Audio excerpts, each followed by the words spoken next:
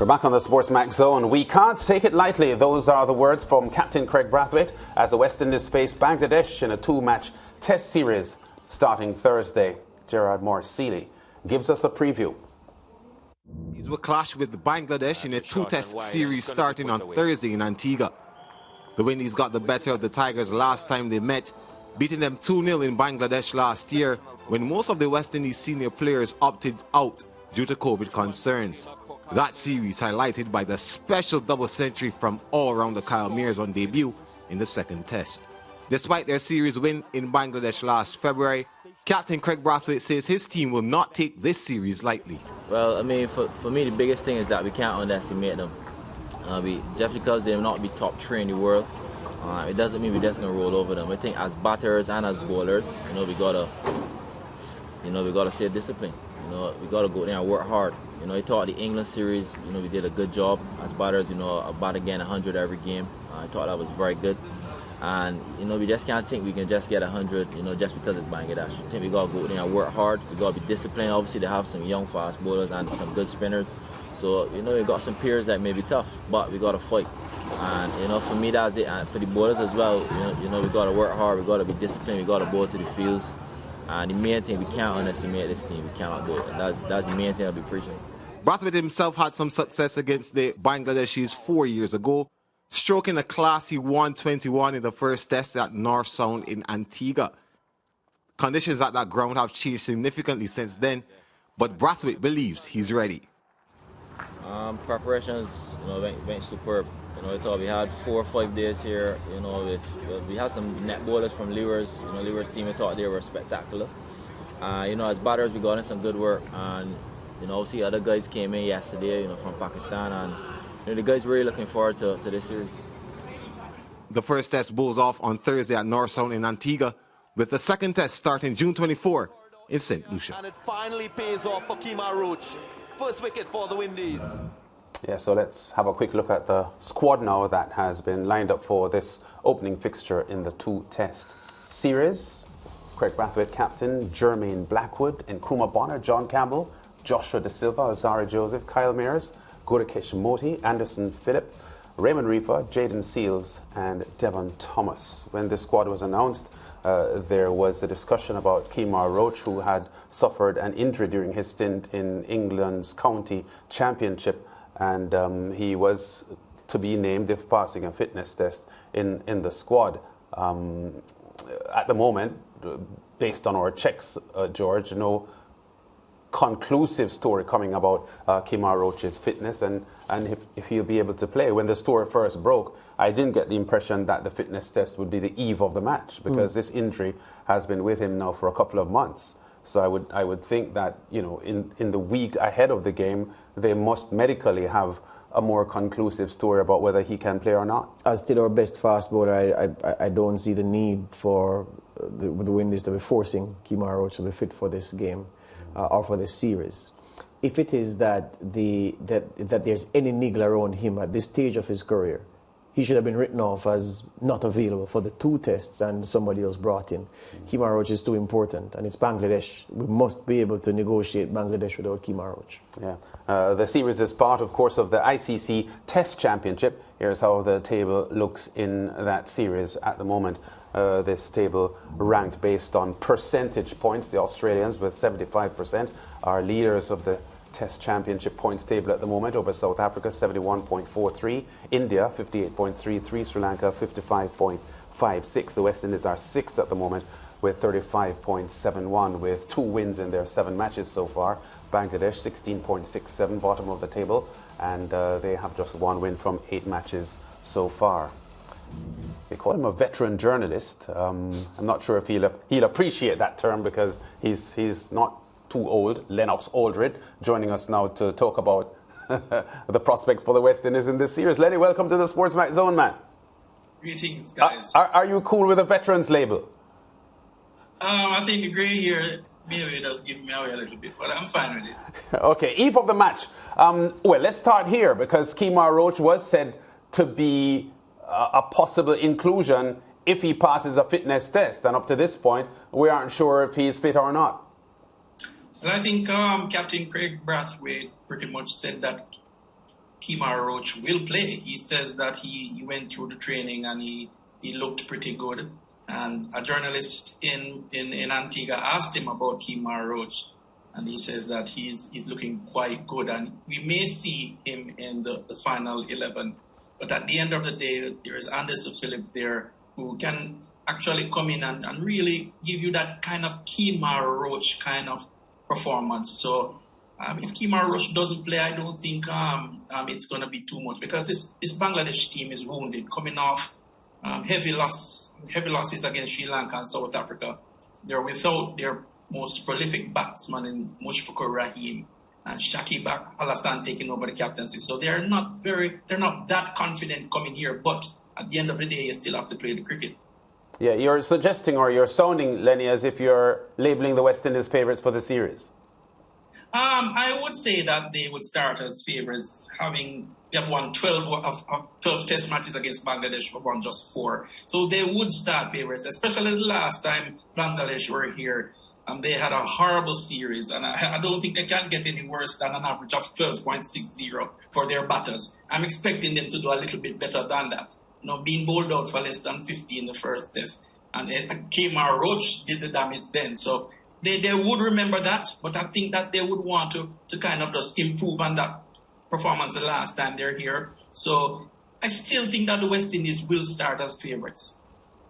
Lenny, when top teams host Bangladesh, the batsmen see it as an opportunity to burnish their reputations and to beef up their averages. The bowlers also see it as an opportunity to do the same where their vital statistics are concerned. I want to ask you about John Campbell. Do you imagine that John Campbell will be looking at this Bangladesh series and believing that it's a chance to do something that will tide him over in this West Indies selection for a while longer? Well, I can tell you that John Campbell definitely needs some runs in this series, because there are other openers knocking on the door. Tejnarayan Chandapal, Jeremy Salazano, both of them got some runs in the warm-up game. So John Campbell, he knows this, so he has to score runs, or else those other guys will get a look in. But I think that John Campbell, he has been batting well. He has been batting well for the Jamaica Scorpions in the regional 4-day, and I think that he will be able to get some runs in this test match. I don't think one of Bangladesh's best fast bowlers is injured. So maybe, that is also a good thing for John Campbell. He just needs to just settle in and bat some balls. However, Shakib Al-Hassan said that he saw the wicket and he thinks that the wicket will spin in the 4th innings. So the spinners, Bangladesh spinners, may come into play. And we know that the West Indies don't do so well against spin. So that may be the toss is going to be interesting as well. Yeah. We just saw an excellent test match from an English perspective, against New Zealand. And so our appetite has been whetted by the fact that we saw batsmen going for their shots, going after the bowling, unsettling the bowlers, not allowing them to bowl to plan. How do you think Craig Brathwaite and the West Indies will approach batting against Bangladesh? Will it be wait for bad balls to come, or will they try to be forcing the initiative from the word go? Well, I think they will be confident, especially playing on that Antiguan track. That Sir Vivian Richards track has runs in it. So the batsmen will be confident to play their shots. At the end of the day, everyone wants to play some cricket. The last time the West Indies played red ball cricket was in March, so they're kind of eager as well. So all the batsmen will be ready and rearing to go, especially on this Sir Vivian Richards surface. And I don't think that the Bangladeshi bowlers are that penetrative. It's not like an Anderson or a Broad who's going to come at you. I mean, they have 1 or 2 bowlers who will get you out. But I think the problem really will be against the spinners. If we can bat the spinners well, I think that the West Indies will blow over this Bangladesh team. Yeah, that's where I was going with my next question, because the last time these two teams met in Bangladesh, of course, the spinners did the damage for both teams. Warwickon and Rakeem Cornwall did relatively well. They got double figures in terms of wickets, but the fast bowlers struggled badly. Conditions are different, but the characteristics of both teams, Bangladesh do well bowling the spin. They don't do well batting the spin. We don't do well bowling the spin. We don't do well batting the spin. So you're saying that. So, with all that considered, the spin factor, a huge one for both teams. Will the fast bowlers win it for either of these teams? And you made the point earlier that Bangladesh are missing their best fast man. Well, we have Godakesh Moti in the squad. I'm not too sure, how effective he'll be on this surface, but we'll have to watch and see the 11 that they put out. But at the end of the day, I think the West Indies have enough firepower in terms of their bowling to get through this Bangladesh lineup. Really, when you look at it, former captain Manmol Haq and Shakib Al Hassan are the real two danger men, so to speak. Tommy Iqbal as well. He got some runs in the warm-up game. So once you get through these guys, the lower order tend to fall away. So I don't think it's really going to be a major problem for the West Indies to get through the Bangladesh batting lineup. But at the end of the day, is how well we bat, and that is going to be critical. Logic and West Indies cricket results, especially at test level, Lenny, are not friends. Someone would say, well, if the West Indies conquered England in their own conditions, it should be a cakewalk against Bangladesh. What would you say to someone who has that perspective? It would be safe to say that as well based on the record that we have against them. But at the end of the day, the West Indies always seem to find that extra oomph when they're playing England. I don't know what it is. Every time we play England, we just look like Australia, so to speak. But at the end of the day, this Bangladesh team, they're going to come and play some good cricket as well. We just have to make sure that we don't take them lightly. I heard that Craig Brathwaite said that he doesn't want to underestimate them. And at the end of the day, we know that these press conferences, sometimes they come out and they say, oh, we want to do this and we do that. And when the morning of the cricket is something totally different, you see. So I'm just hoping that they can stick to their end of the bargain and just play good cricket for the Caribbean fans. Mr. Producer, if we may get the graphic again with the squad, the West Indies squad, I want to ask Lenny about his 11 because we just put up a lower third that showed Gudakesh Moti in the squad named. So we go Brathwaite, Blackwood, Bonner, Campbell, Da Silva, Joseph, Thomas, Seals, Reefer, Phillip, Moti, and Mears. So pick your 11 now, Lenny. Well, John Campbell, obviously, and Craig Brathwaite at the top. I think that Nkrumah Bonner might bat at 3. He may be coming to bat at 3. And Kyle Mears may also get a game. Funny enough, there's some surprise there because maybe Devon Thomas might get a game.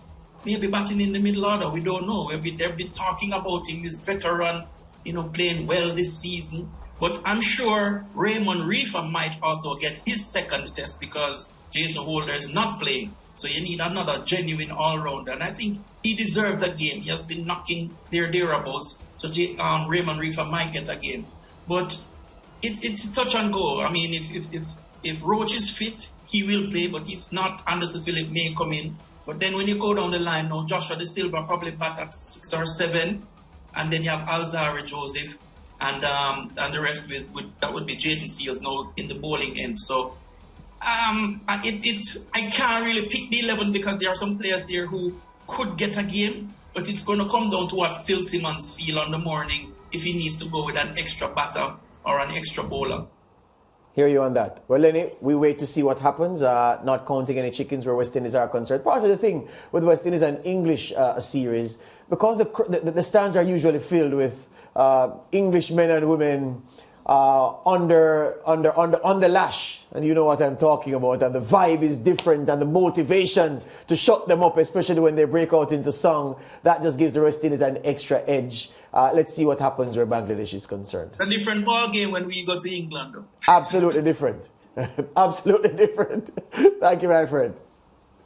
Lance? Yeah, well, we're staying with cricket. Jamaica have been crowned champions of the CWI Women's T20 Blaze for 2022 in an anticlimactic final round on Tuesday in Guyana. Both Jamaica and dethroned champions Barbados had one hand on the trophy. Barbados, however, lost to Trinidad and Tobago by 19 runs in the day's early fixture. Batting first, TNT posted 108 for 7, led by Brittany Cooper's 22. They then restricted Barbados to just 8 and 9 for 7, with veteran spinner Anissa Mohammed grabbing 3 for 11.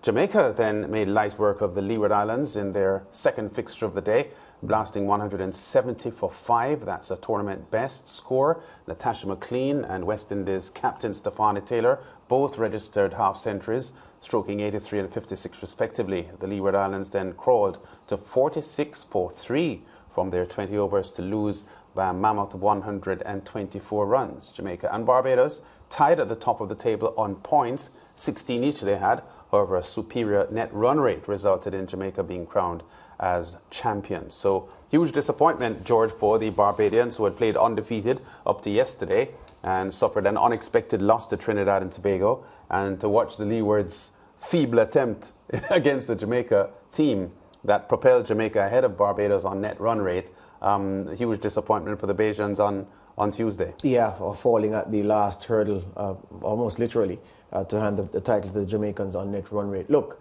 I'm very happy that the T20 Blaze is up. This is the staging of the inaugural staging of the tournament.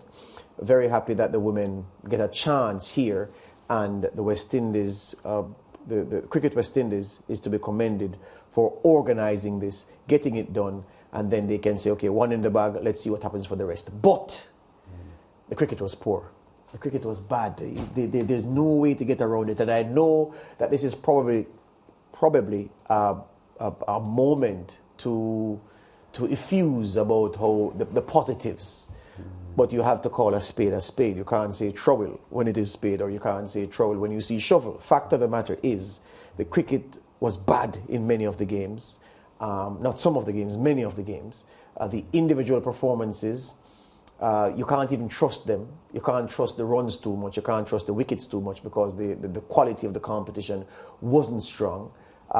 You just read something just now which said the Leewards, 46 for 3? Of 20 overs. 20 overs at 120 balls of 46 runs. Not good.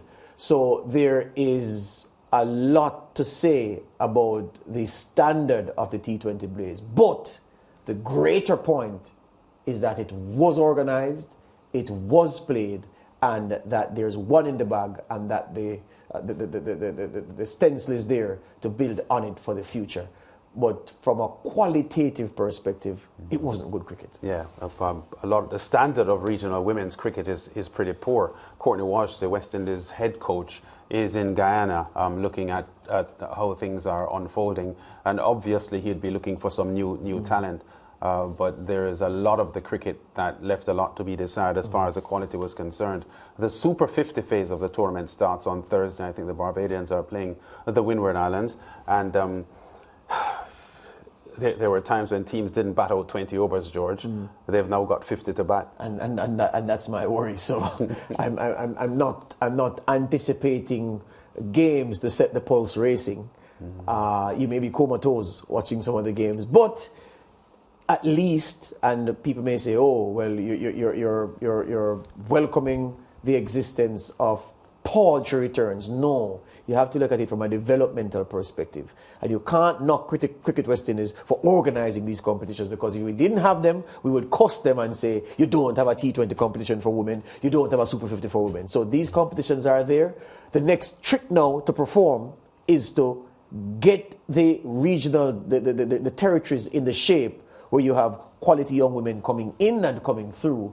And so that throughput of quality is evident in the performances and the overall quality of the competition. Yeah, so let's see what happens in the Women's Super 50 starting at Providence in Guyana on Thursday. We have more to come on The Zone after the break.